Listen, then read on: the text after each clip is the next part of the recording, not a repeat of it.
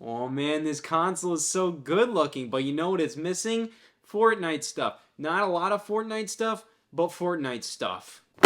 Oh boy, that's the bare minimum! I just kind of want to talk about what I think of Nintendo Switch Special Edition consoles. Because I think most of them are lame as hell. So here's the thing. The normal Nintendo Switch, I feel like, definitely does lend itself to special edition console colors and designs and all that nonsense. I mean, just look at the front of this. I mean, the most basic Nintendo special edition console design you can do is like a retro Nintendo Entertainment System one. And like, look at the dock there. You can definitely put like the top of the NES on there, some garbage like that. Listen, I'm kind of sick of the retro aesthetic thing, but you know, I'm still kind of a sucker for it. I'd look at that and be like, oh, neato. But very strangely, it does feel like there are a lot of limitations in place that we don't necessarily know about when it comes to what can change on a Nintendo Switch Special Edition. And it just always leads to any of them that come out just feeling really unnecessary. Here we have one that I always thought was a fairly slick one. It's the Mario Red Nintendo Switch. This launched around the same time as Mario 3D World plus Bowser's Fury in early 2021. And the whole thing with this is that it's just fully red. That's its deal. And you have some blue at play here representing Mario's overalls, but it's all a part of kind of the superfluous elements of the Switch, like the Joy-Con strap and the Joy-Con grip. Other than that, it's just a purely red Switch, which I do think looks slick, but I think it's a little silly to call this like a Mario Red Switch when, like, if you weren't told it was a Mario Switch, you wouldn't know that. Like, I'm thinking back to the Mario DS Lite console, and that one was like fully red as well, but it did have the Mario emblem on that.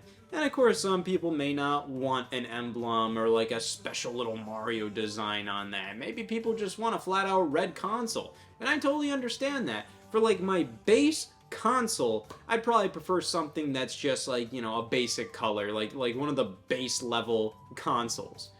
But at that point, why not just offer a red Nintendo Switch and then have a Mario edition that's like more Mario themed? And they did the same kind of design again for when Mario Wonder came out. And it's the same kind of thing, but it's a Nintendo Switch OLED model, and they do have a little Mario theme in there, but it's like, it's an Easter egg. Like, it's like, oh, here's an outline of Mario and a couple of coins on the back of the system. And I'm just thinking, like, why are you hiding this? And again, like I said, I get it for like minimalistic, hey, I just want like a purely red Switch.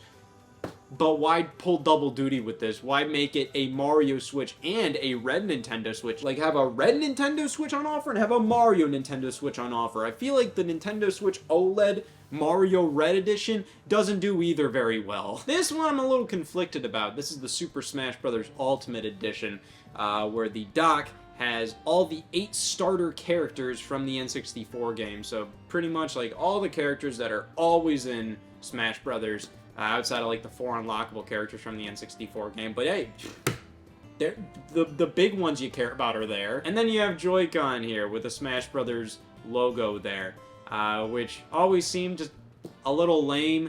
I always considered Smash Brothers Ultimate's aesthetic to be white and black. This just kind of feels like a gray Nintendo Switch with like just some laser printing on it. I feel like it would have been really slick to have like pure black Joy-Con and then, you know, a white Smash Brothers cross, or even just white Joy-Con with a black Smash Brothers cross, and then have the dock be a different damn color than the normal dock. That's the main thing. Why is the Switch dock always the same color? This one is cool as a fan of Smash Brothers, but it does feel a little cheap. It does feel a little thrown together.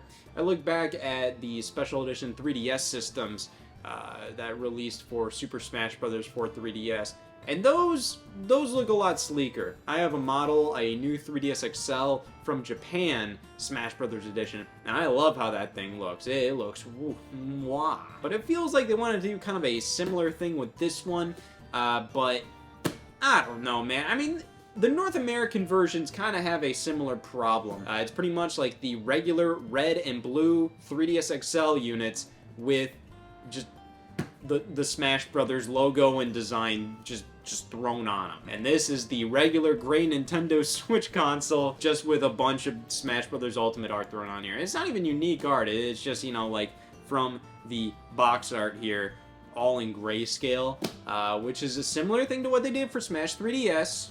That is true.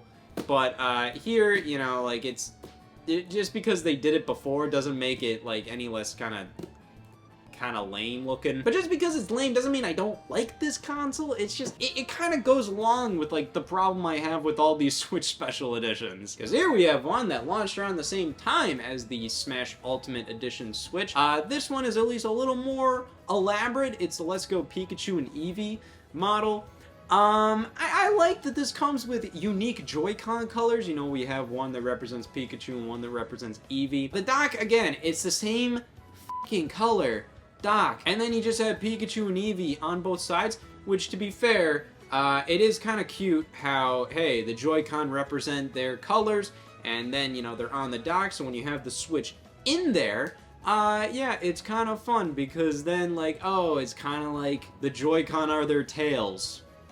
Cool. And then the Switch unit itself has some etchings on the back of the Pokemon's silhouettes, which is pretty nice. I do like that they kind of at least go a little further with that, but pretty much all the Switch Special Editions follow this exact template, and it's just kind of boring. Because this is the same deal with the Fortnite one. In fact, this one fully follows the same template as like all these other Switch Special Editions, where the dock pretty much looks like you just had like a Fortnite sticker collection and you just stuck them all over the dock, but then like they're all like grayscale or like one or two colors, like they don't even stand out very well. And then the back of the Switch unit also has just a bunch of random designs just thrown around there. And then with the Joy-Con, you might have some unique Joy-Con colors.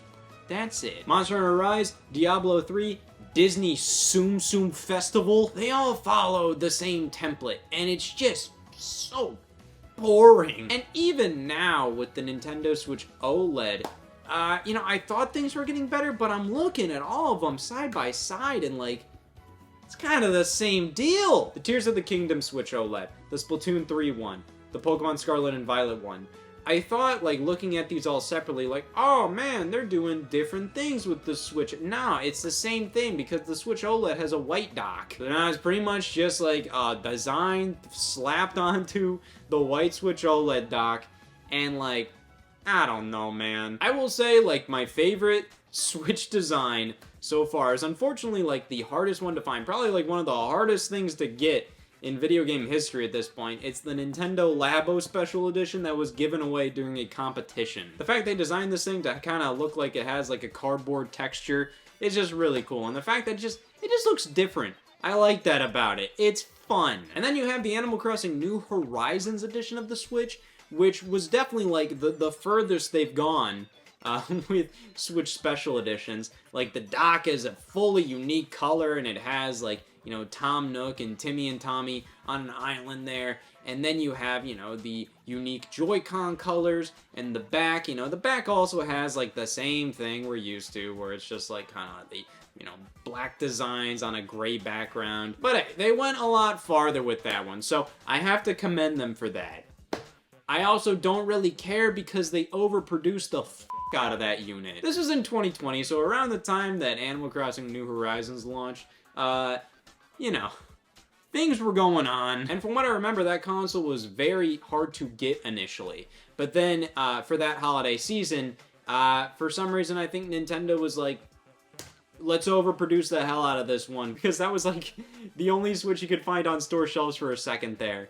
Not a problem because, like, it's still a Nintendo Switch, and Animal Crossing was the hot game at that point. So, whatever. But, like, it definitely does make that a bit less special. And then you have the Switch Lights, which are a bit more unique, in my opinion. Whenever I see Switch Lights that are, you know, themed around new games, it's specifically usually Pokemon. They usually have Pokemon Special Edition Switch Lights. And, far more unique colors than I'm used to seeing with the regular Switch. That's fun. But yeah, overall, I just find most of the special edition Switch releases to be lame as hell. And I do like these to an extent. You know, I think they are, you know, cool. But it's mostly because, you know, I like the games. Maybe not this one, but, you know, hey, it's kind of cute. You know, the Mario Red is not really great as a Mario design, in my opinion, but it's a phenomenal red design.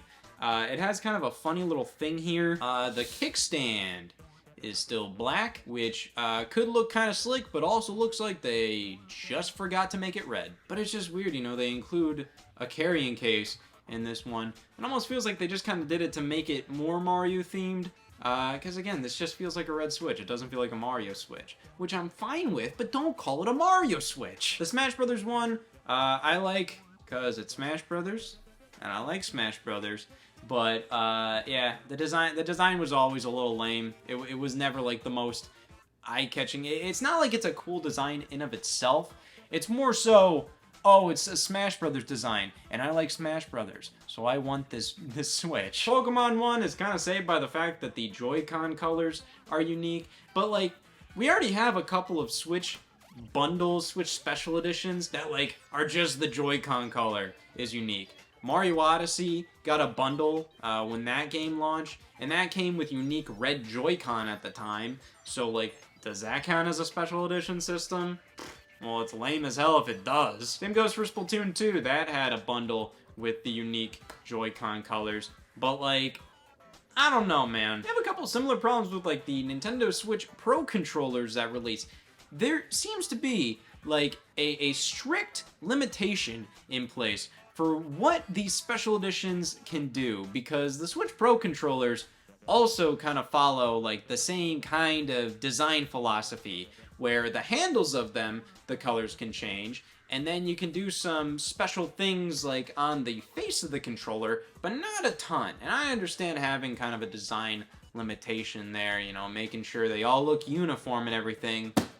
But man, most Switch special editions are boring as hell. You just look at what they were doing with the 3DS. That handheld had like some of the coolest damn special editions ever. You ever see the Pokeball new 2DS XL? Like, it raises up. Like, you have the button on that. That's cool as hell. And then you have the Minecraft new 2DS XLs, where they were just doing some unique things with texture. The Zelda 3DS XL, the one for Link Between Worlds, that's always like a favorite of mine because it's so simple, but it works so well. In coordination with the game and just as like a big celebratory Zelda system. You know, you expect the gold system to be the Zelda system, and that one is gold as piss. But then with the Switch, I mean, I like these, but, you know, I'd like to see them go a little further with what is possible with color and design and, you know, referencing the games themselves, you know, because these are just a little lame. But hey, who am I to talk? I own like 15 Wii U's new in box just because the boxes are all different. Nothing different with the consoles, I just like the boxes. I shouldn't have rights.